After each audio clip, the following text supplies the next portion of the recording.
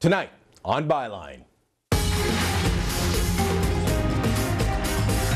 The voters of BC have spoken and their hated HST is dead. Why this Canadian Tea Party moment is good and what we need to do to spread that spirit across Canada.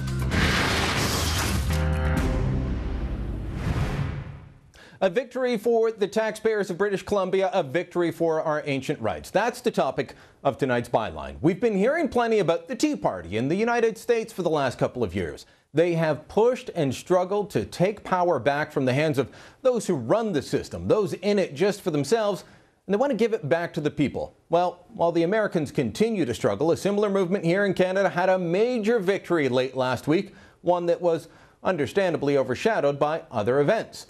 The referendum to scrap the harmonized sales tax in British Columbia is a major victory for those who believe in the idea that you cannot tax without the consent of the governed. In the American Revolution, they popularized the idea of no taxation without representation. And too many Canadians still think this is an American ideal that has nothing to do with Canada. Well, that's just not true. The idea that our rulers need to have the consent of the people to levy taxes is an ancient one. In 1215, King John signed the Magna Carta, which stated that he agreed, "No scutage nor aid shall be imposed on our kingdom unless by common council of our kingdom." He agreed not to levy taxes without consulting the barons and nobles who paid those taxes. In the 1689 English Bill of Rights, a document cited today by our own Parliament and considered a foundational document of Canada, well, it said there could be no taxation by royal prerogative. That means Parliament had to decide that the people's representatives would have a say in any matter of taxation. Gordon Campbell, the former Liberal Premier of BC, campaigned not only on not increasing taxes, but specifically on not bringing in the HST. Right after the election, he changed his mind. He didn't even put it to a vote in the legislature. He attempted to raise taxes by royal prerogative. The experts, of course, don't like this one bit. The Globe and Mail sniffed that HST's defeat in BC shows a danger of ruling by plebiscite. Niels Veldhuis, an economist and vice president of the Fraser Institute, took to Twitter to denounce the vote. Defeat of HST is a crushing blow to BC's competitiveness. Veldhuis may be right, and economically, the HST may have been a superior way to raise tax revenue. In fact, raising consumption taxes and lowering income taxes is generally considered good economic policy, but that's not the point.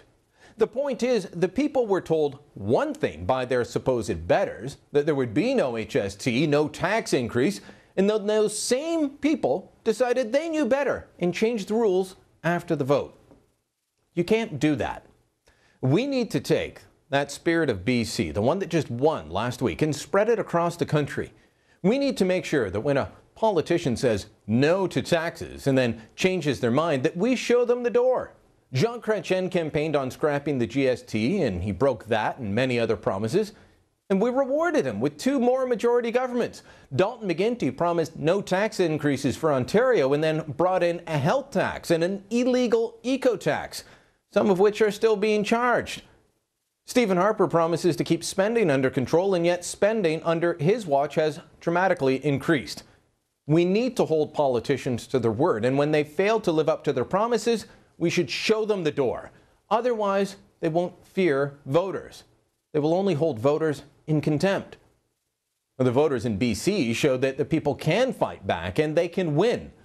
Let's move that spirit across the country. And that's the Byline.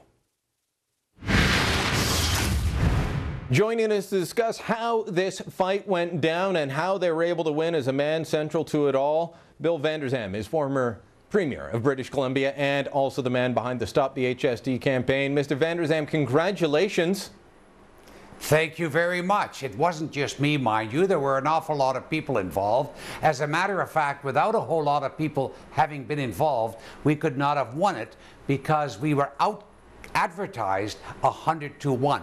We think the government and the Big Business Alliance spent in the order of $25 million in advertising. Our budget was $250,000, of which we paid $25,000 in HST.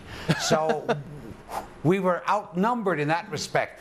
But we had the people, and the people made it happen. I've been hearing lots of different discussions on why it went through, and some people saying, look, this may have been the better tax, but they really didn't like the way it went through. And that, I think, is the ultimate point here, is that you can't have people saying to the voters, no, we're not going to bring in taxes. Wasn't it days after the vote that Premier Campbell changed his mind?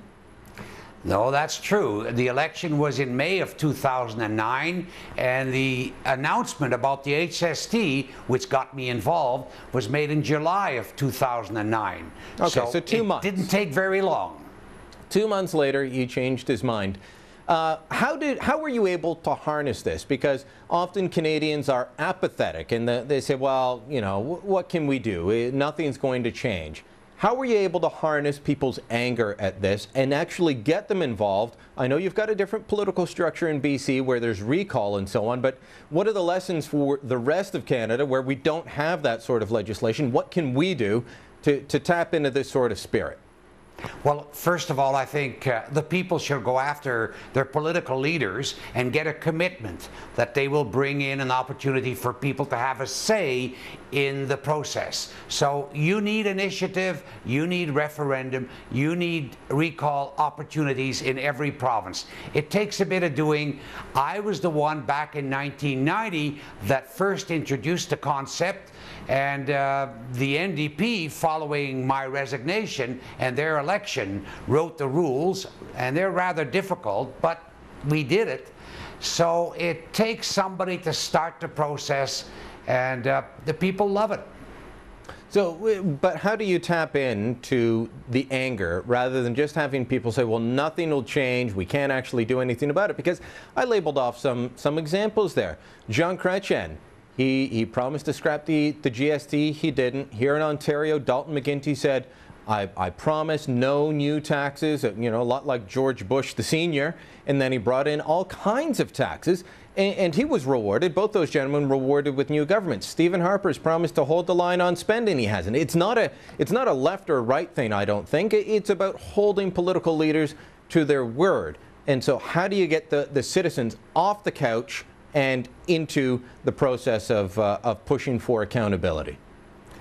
Well, here, of course, I still had a profile, so I was able to take on the lead and to be the proponent. So that helped, no doubt. We had the legislation, of course. Without it, we couldn't have done it.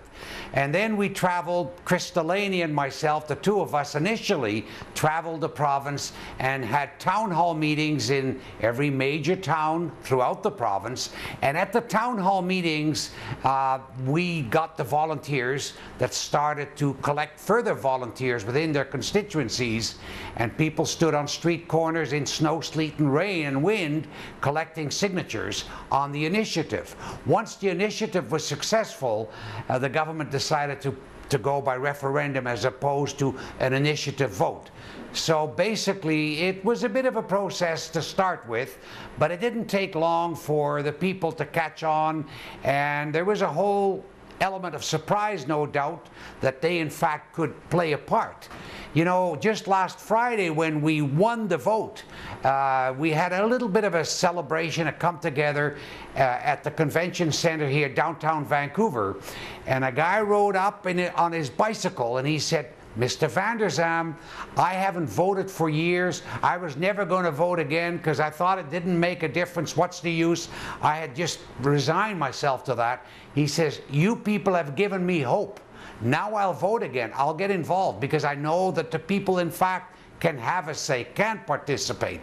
So the legislation is extremely important, and I would urge the people in Ontario especially to really motivate things and start putting the pressure on their leaders, their party leaders, to make a commitment to bring in such legislation. And we'll help them with it if they want it.